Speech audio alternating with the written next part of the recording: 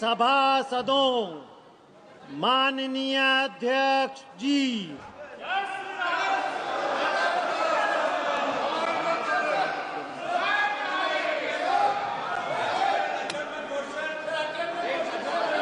महामहिम राष्ट्रपति जी के अभिभाषण के समय आप चर्चा करना। प्रश्न संख्या 1 श्री जी लक्ष्मी नारायण।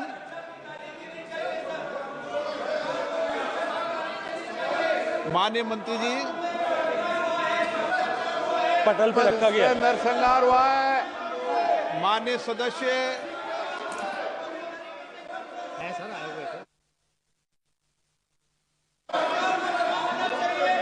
दोबारा बुला लीजिए नाम था।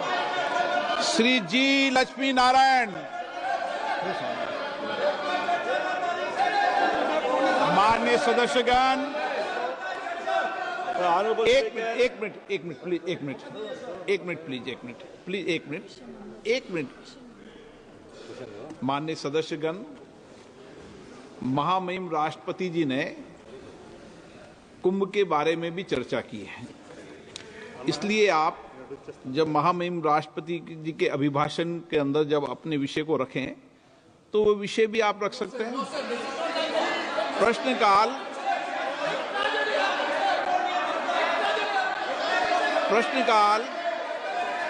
प्रश्नकाल सबसे महत्वपूर्ण समय होता है, माननीय सदस्यों का समय होता है और बहुत प्रयास करने के बाद माननीय सदस्यों का प्रश्न आता है, सरकार की जवाबदेही तय होती है। इस महत्वपूर्ण विषय पर कई बार चर्चा हो चुकी है और मैं आज से कई बार आग्रह कर चुका हूं, माननीय सदस्यगण कम से कम एक व्यवस्था बना लें, एक व्यवस्था बना लें कि प्रश्नकाल के अंदर कभी भी विषय को नहीं उठाने दिया जाएगा। जब मैं आपका स्थगन को अलाउ नहीं करूं तब विषय उठाया करो। कभी हम संसद की व्यवस्थाओं को तो बनाएं ना।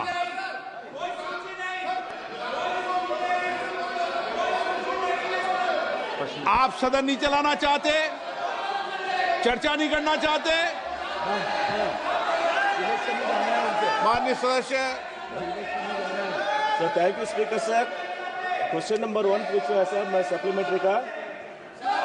While the National Culture Fund has successfully facilitated the restoration of numerous historic monuments across the country, I would like to bring attention to Gupti Fort, located in my constituency of Anantapur, sir. This majestic fort, the largest in the state, has witnessed the rise and fall of empires from the Chalukyas to the Vijayanagar Empire, the Mughals and the Marathas, sir, and even the British. Strategically located near NS 44, NS 67 and the Gupti railway station junction, sir. It holds immense potential to become a key tourism hub. However, the fort is currently in a state of neglect. A proposal of 60 crore for its restoration has already been submitted under the NCF ethics remaining pending, sir. I would like to ask the Honorable Minister if the government will take up this project at the earliest and expedite its approval to ensure the timely restoration of the Gupti Fort, sir. Thank you, sir. माननीय मंत्री जी। माननीय अध्यक्ष महोदय, under the provisions of National Culture Fund, the financial arrangements are being done by the donations what we receive or the money what we receive as a contribution from the companies and PSUs through CSR.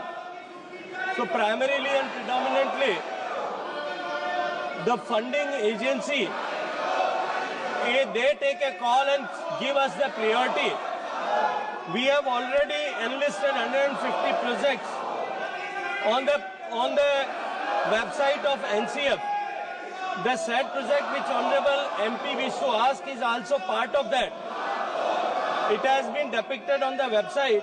Whenever adequate funding will be agreed by any of the PSU or any of the company who is giving CSR and on the priority, will certainly consider this. Sir, so thank you, Honorable Minister, sir. However, I would like to bring to your attention that the issue extends beyond Gutti Fort alone, sir.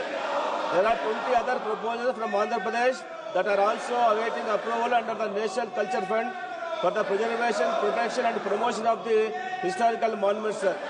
Honorable Speaker ji, it is concerning to note that in the last 5 years, not a single project from Andhra Pradesh has been approved under the NCF. I kindly request the Honorable Minister to provide clarity on the reason behind the delay in closing these proposals and the steps being taken to ensure their timely approval and restoration, sir. Thank you, sir.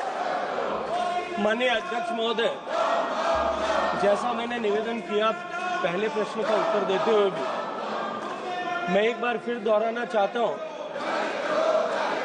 कि national culture fund के 150 जो ऐसे monuments की सूची हमने already website पर प्रकाशित की है, उसमें 21 ऐसे प्रोजेक्ट आंध्र प्रदेश स्टेट के हैं। सामान्यतया एनसीएफ में कोई कंपनी सीएसआर देने वाला पीएसयू या कंपनी जब कभी किसी पर्टिकुलर प्रोजेक्ट के लिए सीएसआर देने के लिए आग्रह करता है तो हम उसके लिए इसको कंसीडर करते हैं। अभी हमने डीपीआईटी को के साथ में बैठक करके सारे पीएसयू से आग्रह किया है कि वो कुछ धनराशि उपलब्ध कराएं। जब भी धनराशि उपलब्ध होगी किसी इस पर्टिकुलर इन प्रोजेक्ट्स को प्रायोरिटी करते हुए तो हम निश्चित रूप से उसको कंसीडर करने का प्रयास करेंगे। माननीय B Ramesh ji, Fund has proposed for water threatening and strengthening of Buddhist rock cut, stirrups and repairs of caves and their use of structural charya with 3 crore cost estimate. The project proposed also provides for a public amenities and landscape of gardens. Kindly, Minister, Honorable Minister, has to say on this. फिर मैं वही निवेदन करूंगा कि हमने उसको सूचीबद्ध किया है, उस पर धनराशि उपलब्ध होने पर निश्चित रूप से उस पर कार्रवाई की जा सकती है। किरण रिजिजू जी, आप संसदीय कार्य मंत्री जी।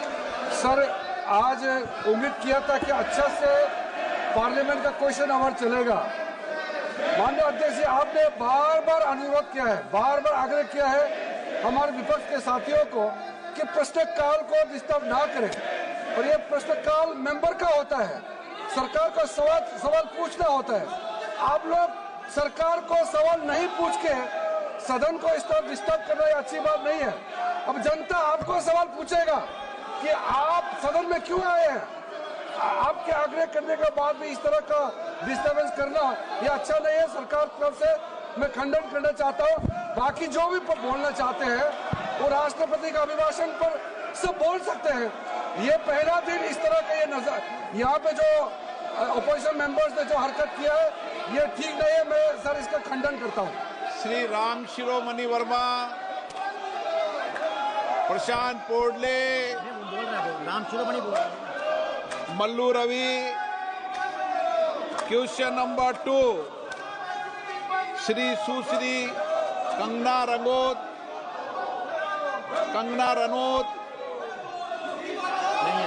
सुरेश कुमार कश्यप। अध्यक्ष महोदय, प्रश्न संख्या 2